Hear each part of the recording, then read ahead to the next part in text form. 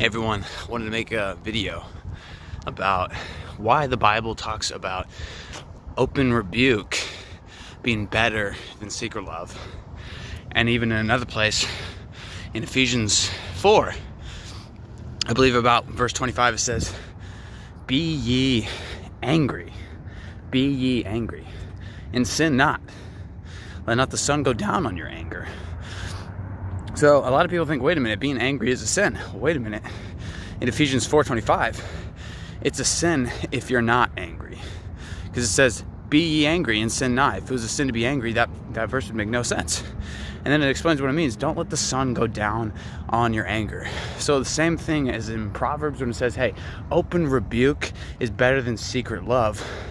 What that's talking about is, hey, if you have a bitterness towards someone, if you have this suspicion of them or an anger towards them, you shouldn't just keep that inside.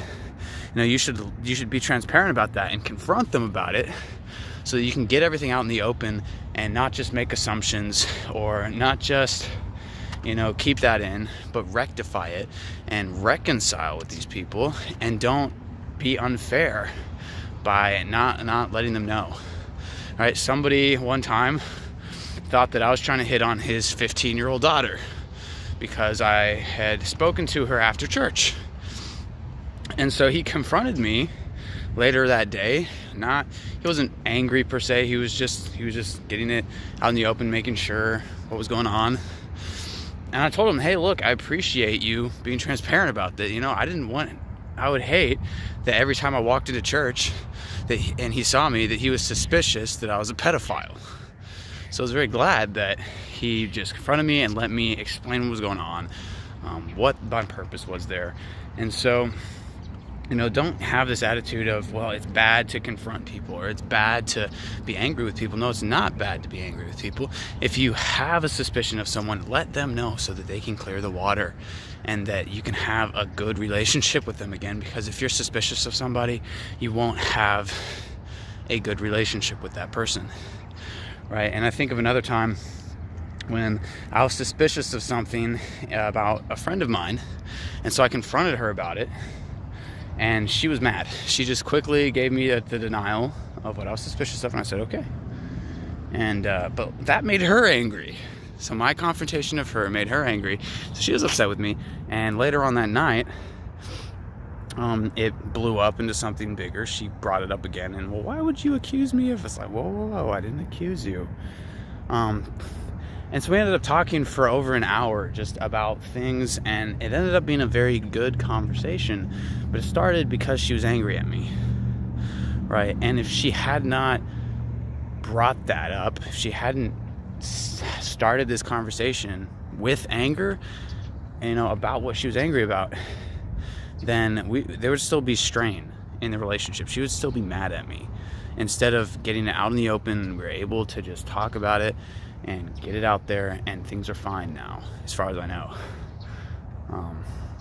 And then she also told me some other things she was angry about. She said, I don't know if she's angry about, some things she disagreed with about my gospel presentation. She said, look, it's great that you're out winning souls, but where are they?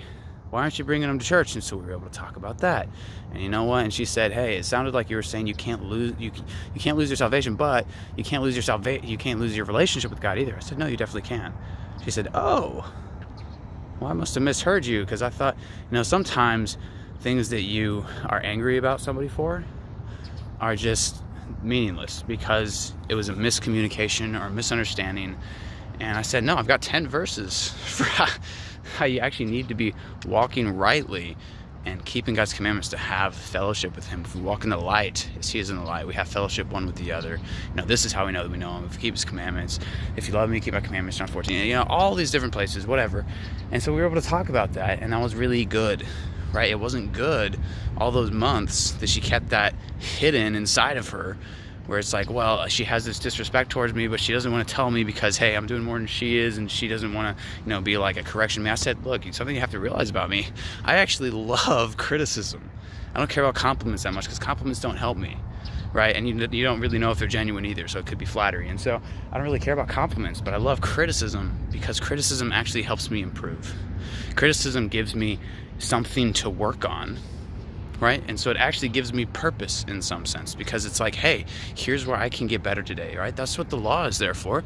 It's to be like a mirror that we look in, and it shows us where we fall short.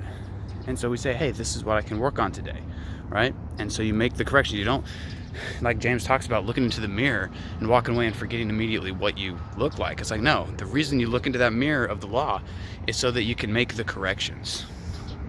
Don't just walk away unchanged.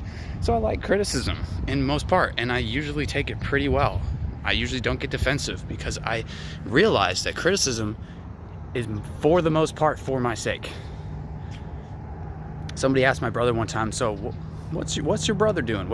Talking about me, what's Ethan doing these days? And he said, he doesn't have a job. He's working on programming or whatever. And Eric, his boss, told him, you need to get on him about that. Well, Caleb communicated that to me. And at first I was a little bit defensive. Well, wait a minute, what are you talking about? I'm working 10 hours a day trying to learn programming and, getting myself ready to have a job in that field and whatever else. But I realized, his criticism of me was not for his benefit. It was for my benefit, right? Me getting a job benefits Eric in no way at all. Me getting a job benefits me. So when somebody criticizes you, understand it's for your own good. It's for your benefit. They actually care about you. It's the person that cares about you who says, get a job, son, right? It's the person who's willing to risk their own, dignity. I don't know what the word is, but basically your view of them can be lowered by their criticism of you. And so they're risking that happening in order to benefit you. And you need to appreciate that and love that person. And the Bible says, let the righteous rebuke me, and it will be kindness, right? And so when you're angry with someone, even if it's not like a criticism, whatever, when you're angry with someone, the Bible says, don't let the sun go down on your anger. Whether you can put that aside and it's not a big deal and you can just forgive them in your own heart without confronting them, fine. But if you can't, then you need to confront them, and you need to be open about that and do it before the sun goes down. Because if you don't, if you let this fester, that's a sin, the Bible says. It says sin not. Be angry and sin not. So if you're not angry, it's a sin. You need to be honest. Don't get this attitude that you need to just keep things inside and not give people the chance to answer that. Give them the chance, and if it goes badly, then that's just the way it had to be. But I've never had things go badly because I was honest and transparent about something. I'm not talking about being nitpicky and picking people apart and whatever else, but when you actually have something that's bothering you or that's warping your relationship with them and you can't forgive that, you have to be honest. You have to confront them. And that happened with me and my very best friend, my cousin Paul, a long time ago.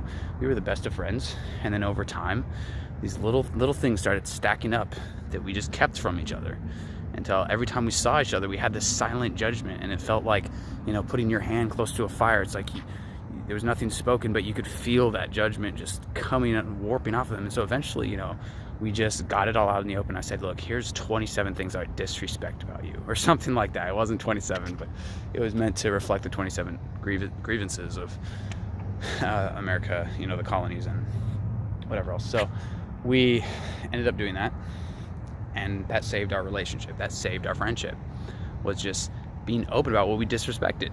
I told him that. I said, I don't forget what the message said, but it was a very long, thoughtful message, right? And he said, look, this was clearly thought out without being driven emotionally and at an unhealthy level. And he responded very well to that. And so I appreciated that. And he gave me the things that he disrespected about me. And we both gave us a chance to work on things and just to realize things about each other. And so, don't be afraid to be angry with people. It's not always a bad thing. Grace and peace be with you, brothers and sisters, and be cautious about the words you say. Leave off contention before it be meddled with, right? Because what is the first part of that? It's like contention is as the letting out of water, so is whatever. Anyway, so be careful about your words, but also realize that sometimes you need to be honest about things. So grace and peace be with you, brothers.